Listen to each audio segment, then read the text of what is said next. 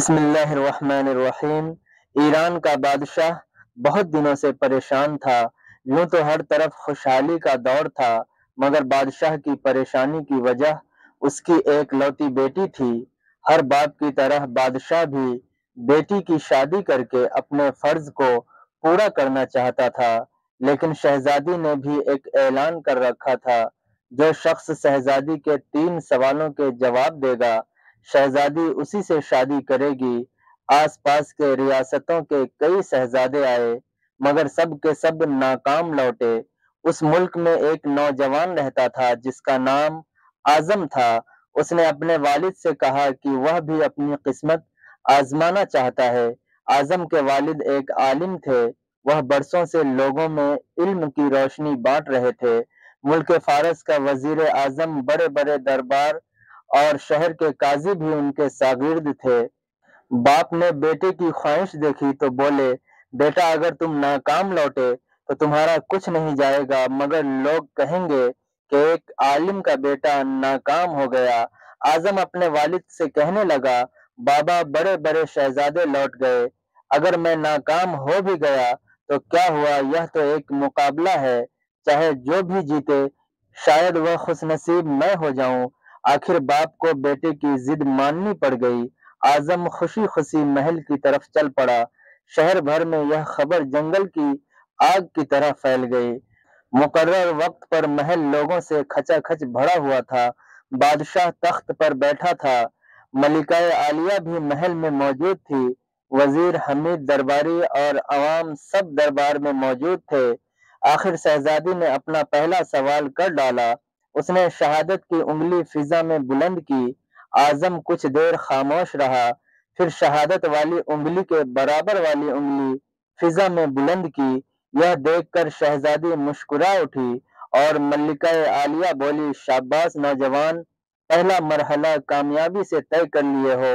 دوسرے سوال کے لیے شہزادی کرسی سے اٹھی اور ہاتھ میں تلوار لے کر ہوا میں لہرانے لگی، اور کچھ دیر بعد وہ دوبارہ اپنی جگہ پر آ کر بیٹھ گئی۔ بادشاہ سمیت ہر درباری کی نظر اعظم پر تھی۔ اعظم کھڑا ہوا، اپنی جیب سے قلم نکال کر فضا میں بلند کر دی، شاباش اے نوجوان، یہ جواب بھی درست ہے۔ ملکہ عالیہ کی آواز دربار میں ابھری۔ اس کے بعد دربار میں مبارک ہو کی آواز گونج اٹھی۔ وہ سوال کیا تھا اور ان کے جواب کیا تھے؟ ہر شخص اس بارے میں سوچ رہا تھا کہ شہزادی نے کیا پوچھا اور اعظم نے کیا جواب دیا۔ لوگوں کے لیے یہ ایک راز تھا۔ آخر شہزادی نے تیسرا سوال کر ڈالا اور وہ تیزی سے سیڑھیاں اتری اور تیزی سے دوبارہ چڑھ گئی اور جا کر اپنی جگہ پر بیٹھ گئی۔ یہ سوال بڑا ہی عجیب و غریب تھا۔ ہر طرف خاموشی تھی اور لوگوں کی سانسیں رکی ہوئی تھی۔ آخر اعظم کھڑا ہوا اور دل پر ہاتھ رکھ کر شہزادی کی طرف دیکھنے لگا۔ مرحبا مرحبا نوجوان، مبارک ہو۔ ملکہ عالیہ کی آواز کے ساتھ ہی شہزادی محل کے اندرونی حصے میں چلی گئی اور محل مبارک باد کی آواز سے گونج اٹھا۔ لوگ خوشی سے جھوم رہے تھے۔ اعظم دل ہی دل میں اللہ کا شکر ادا کر رہا تھا جس نے اسے یہ اعزاز بخشا۔ بادشاہ نے اعظم سے پوچھا، اے نوجوان، ملکہ عالیہ کو تم نے مطمئن کر دیا، اب یہ بتاؤ کہ تم سے کیا پوچھا گیا تھا اور تم نے کیا جواب دیا؟ اگر تم نے ایک بھی غلط جواب دیا تو تمہاری گردن کاٹ دی جائے گی۔ اعظم نے پورے اعتماد سے جواب دیا، بادشاہ سلامت۔ شہزادی نے انگلی کھڑی کر کے پوچھا تھا کہ کیا تم اللہ کو ایک مانتے ہو؟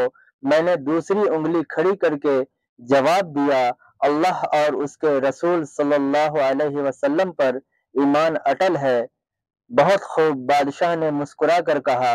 اعظم نے کہا، اس کے بعد شہزادی نے تلوار اٹھا کر کہا تھا کہ تلوار سے بھی کچھ بڑا ہتھیار ہے۔ میں نے جواب دیا کہ ہاں، قلم کا وار تلوار کے وار سے زیادہ بڑا ہوتا ہے۔ ماشاء اللہ نوجوان، تم نے ہمارا دل جیت لیا، ثابت کر دیا کہ جل و جلال کی علم کے آگے کوئی حیثیت نہیں۔ لیکن یہ بتاؤ تیسرا سوال کیا تھا؟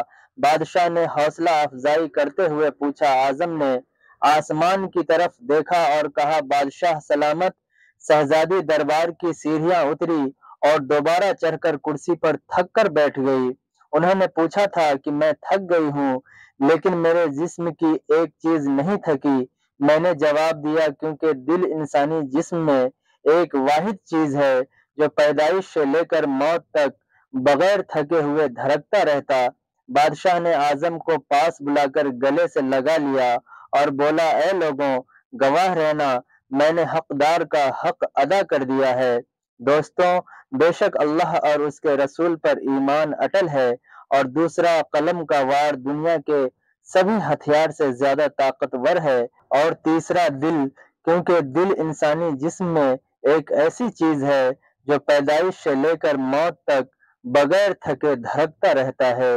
नाजरीन, इसी तरह की वाक़यात, इस्लामी मालूमात के लिए हमारे चैनल को सपोर्ट कीजिए, सब्सक्राइब कीजिए, वीडियो को लाइक कीजिए। जज़ाकल्लाहु खैरन जज़ा।